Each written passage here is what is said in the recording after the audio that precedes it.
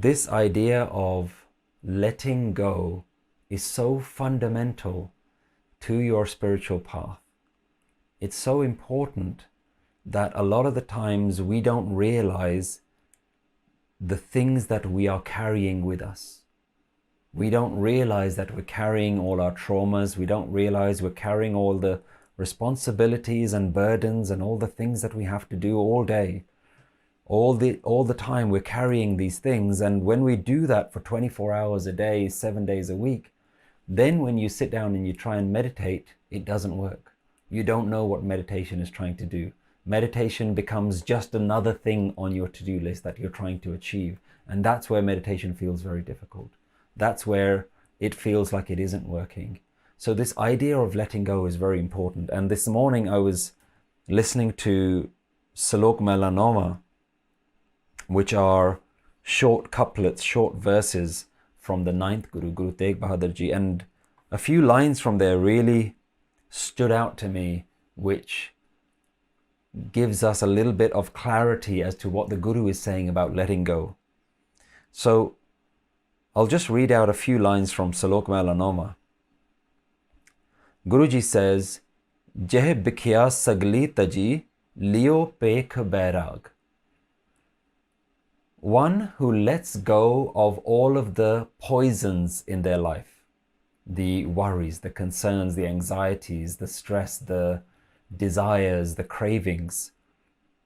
One who lets go, jeh bikhiaa sagalee tajee, leeo bhekh bairaag, that is truly the person who is wearing the spiritual robes. That's what really the robe of a bairagi, somebody who is a renunciate, the one who looks like they've left the world and they've left all the concerns of the world behind, and they only now meditate in the hills and they're only wearing flowy robes. Guruji saying letting go of your poison is what your spiritual robes are. Kahu naanak sunare manaa, teh nar maathai bhaag. Nanak says, "Oh my mind, listen. These people are very lucky, the ones who are able to let go." Jeh maiaa mamataa tajee, sabh bhio udhaas. Guru then follows by saying, if you detach yourself from your attachments, from the things that you love, the things that you're attracted to, the material world that you are drawn towards. So the first line he talks about letting go of your poisons, the negative things in your life, but also letting go of the things that you love, letting go of the things that you're attracted to. Maiaa, mamataa, if you let go of those, sabh bhio udhaas, if you remain detached from everything. Kahu naanak sunare manaa, teh ghat brahm nivas. Nanak says that heart really has the divine in them. And the last line that I want to read, Jeh maiaa, jeh prani home tajee. So Guruji talks about letting go of your negative, letting go of the positive, the things that you're running away from and the things that you're running towards.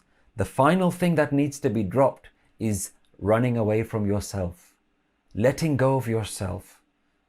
Jeh prani home tajee. If you let go of the idea of the myself, karta ram pachan, and you recognize that divinity that is behind you. And in the example that I gave in the meditation, when you recognize when you're walking up a hill and you think, I'm the one carrying all of this burden, and for a moment you get the clarity that actually it's the mountain that's carrying me and all of my luggage, all of my baggage.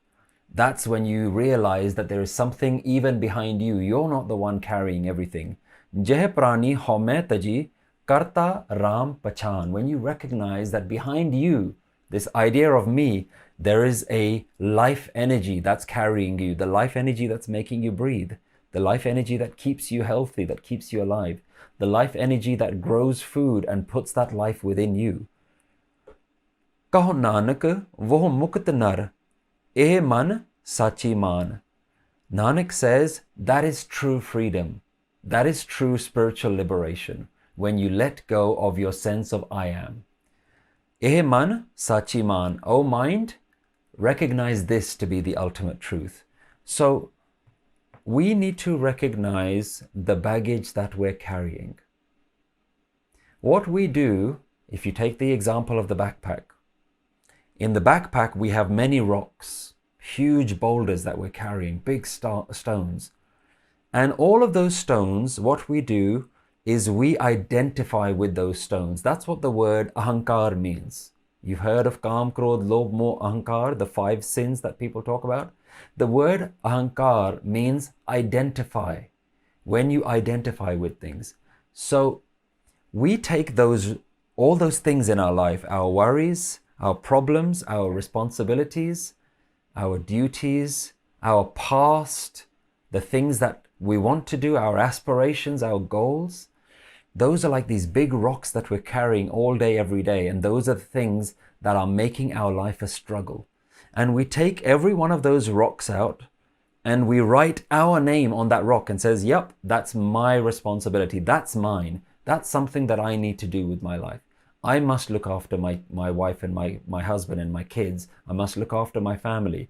I need to go to work. I need to do all the household duties. I also need to look after myself and try and set some goals so that I can achieve those goals. These are all burdens that we're carrying, and we write our name on all of those things. The Guru gives us a different way of living.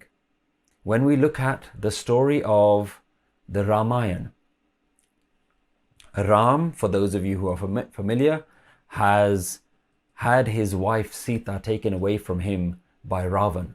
And Ravan has taken Sita to the island of Lanka. And Hanuman comes to Ram and says, I will help you find your wife and reunite you with Sita. They come to the edge of India and they find that they are faced with an ocean. They can see the island of Lanka, but they can't cross over the ocean.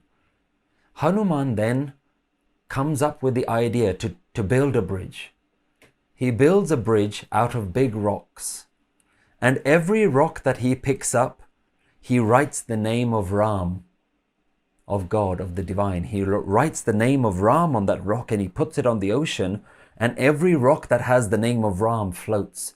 And in this way, Hanuman and his entire army get millions of rocks and they write the name of Ram all over it and they put it in the ocean, and every rock of Ram floats, and every rock that floats gets added to this bridge, and they're creating a bridge of rocks that are floating with the divine name.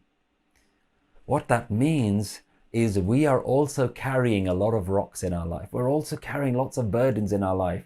The idea is not to write your name to those rocks. Write the divine name. Let go. And that doesn't mean that you don't do those things. It doesn't mean that you don't have responsibilities in your life. It doesn't mean that you don't look after your family, your duties.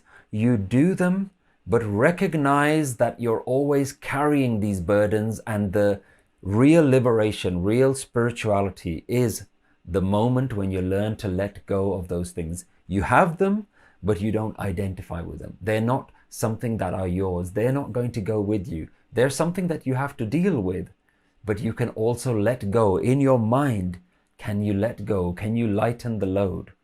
Every day, don't make each new day a new rock to add to your burden.